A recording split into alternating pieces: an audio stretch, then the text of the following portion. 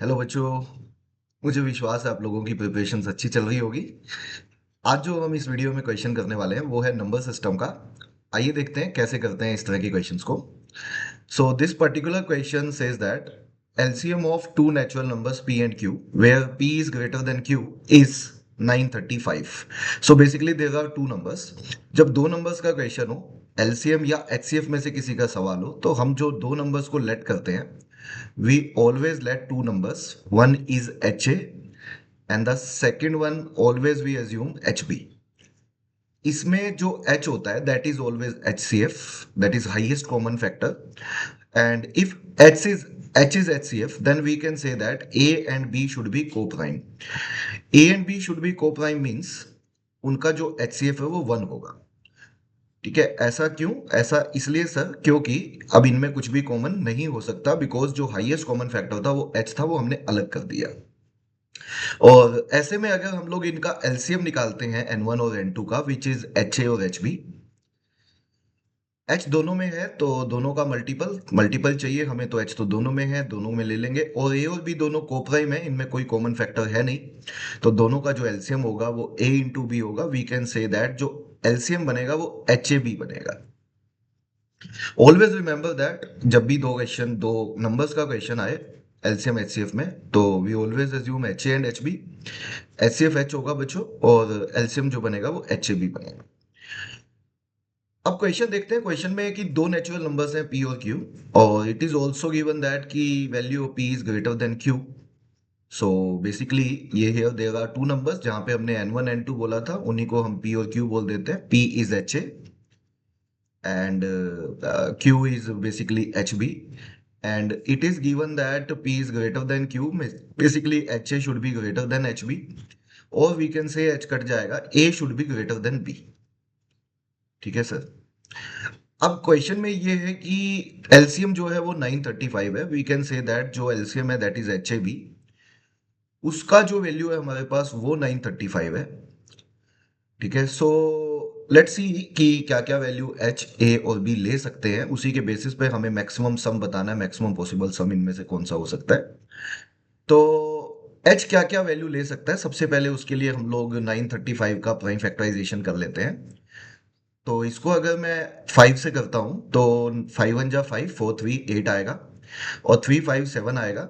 फिर मैं इसे अगर 11 से करता हूं तो मेरे पास 17 आएगा। तो this is nothing but 5 into 11 into 17। So H can take many values, और उन वैल्यूज में से कौन कौन सी एच ले सकता है तो मैं आपको एक बार दिखा देता हूँ। देखो, सबसे बड़ी वैल्यू तो खुद 935 ही है, तो अगर मैं यहीं से शुरू करता हूँ, सबसे बड़ी वैल्यू दैट इज 935 ही ये बन जाए, तो इनको हम थोड़ा ठीक से दिखा देते हैं।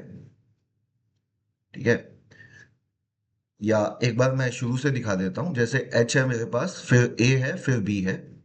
तो H can take many values, जैसे फैक्टर्स ऑफ 935 वुड बी, जैसे एक 1 होगा, ठीक है, फिर एक ये 5 होगा, फिर नेक्स्ट हमारा 11 होगा, नेक्स्ट हमारा 17 होगा, है ना। उससे अगला 5 और 11 का मल्टीपल 55 बनेगा। उससे अगला 5 और 17 का मल्टीपल दैट इज 85 बनेगा। उससे अगला 11 और 17 का मल्टीपल 187 बनेगा। And last would be nothing but 935। All these are nothing but the factors of H. ठीक है, जितने भी फैक्टर्स बन सकते थे एच के बना लिए हमने। इनमें सबसे बड़ा एच जो है वो 935 है। H is nothing but common, और नंबर हमारे एच ए और एच बी हैं, है ना। पी और क्यू को जो हमने माना है, हमें मैक्सिमम सम बताना है क्यू का मतलब एच बी का जो वैल्यू आएगा वो मैक्सिमम बताना है। Now you can see that कि अगर मैं यहाँ पे पहले केस से शुरू कर लूँ या आखिरी से शुरू कर लूँ, बट अगर आखिरी से शुरू करूँ तो हम एक चीज देखेंगे इसमें, कि अगर 935 ही एच है तो यहाँ पे बेसिकली अगर ये 935 है तो ए इंटू बी जो है वो 1 बचेगा, क्योंकि एच मेरा 935 हो चुका है। अगर लास्ट केस में देखूं तो ए और बी दोनों का प्रोडक्ट जो 1 बचेगा कटने के बाद। मैं दिखा देता हूं, क्योंकि 935 एच ए इंटू बी है, तो अगर मेरा ये 935 है, आई कैन से ये कट जाएगा, ए इंटू बी का वैल्यू 1 बचेगा। ए एंड बी आर को प्राइम, तो ये दोनों वैल्यू मेरी 1 1 आएंगी, है ना। ऐसे ही अगर आप 187 में देखोगे तो 187 अगर मैं पुट करता हूं ए इंटू बी, और ये 935 है, तो ये कटने के बाद मेरा 5 आएगा। ए इंटू बी। तो आई कैन से इस केस में जो ये वैल्यू हो सकती है ये 5 और 1 हो सकती है। ये ध्यान रखिएगा, ए को ज्यादा रखना है हमें बी से। ऐसे करके हम लोग वैल्यूज निकालते जाएंगे।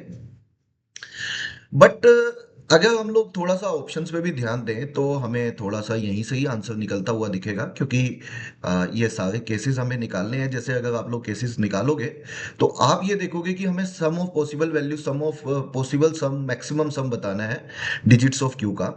तो अगर मैं आप लोगों को दिखाऊं ये लास्ट वाला केस, तो 935H था। तो दो नंबर जो बनेंगे लास्ट वाले केस में हमारे, मैं बता दूं, वो बनेंगे, P बनेगा एच ए मतलब 935, और क्यू भी क्या बनेगा 935। तो इस केस में तो दोनों ही 935 मैं ले सकता हूँ, और ऐसा कहीं बोला भी नहीं है। अच्छा सर, ये केस हम नहीं ले सकते, क्यों नहीं ले सकते सर ये केस? क्योंकि दोनों इक्वल हो गए हैं, है ना। तो ये केस मैं हटा देता हूँ, क्योंकि इसमें दोनों इक्वल हो गए हैं, तो ये केस सर हट जाएगा यहाँ से।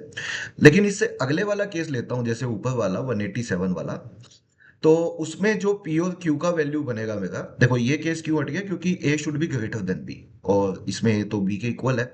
तो इससे ऊपर वाला केस लेते हैं, तो उसमें एच ए बनेगा 187 इंटू 5, और एच बी बनेगा हमारा 187 इंटू 1, विच इज 187 ओनली।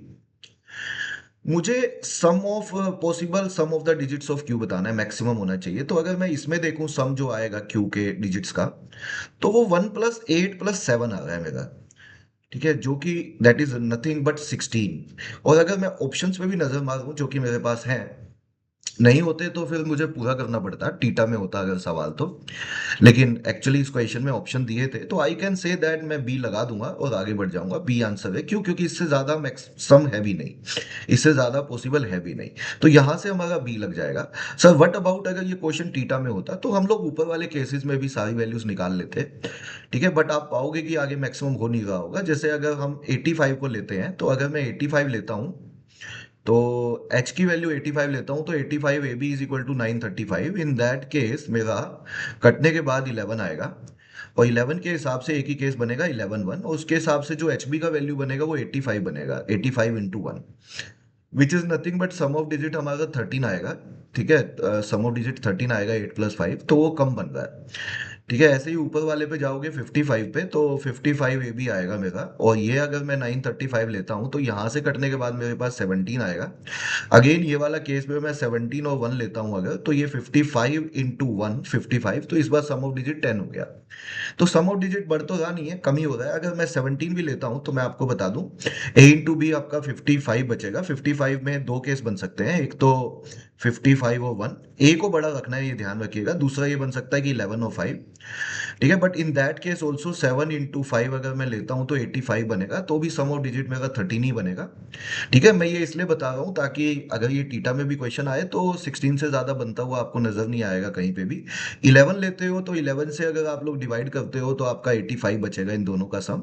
उस केस में भी दो केस बनेंगे, 85 और 1।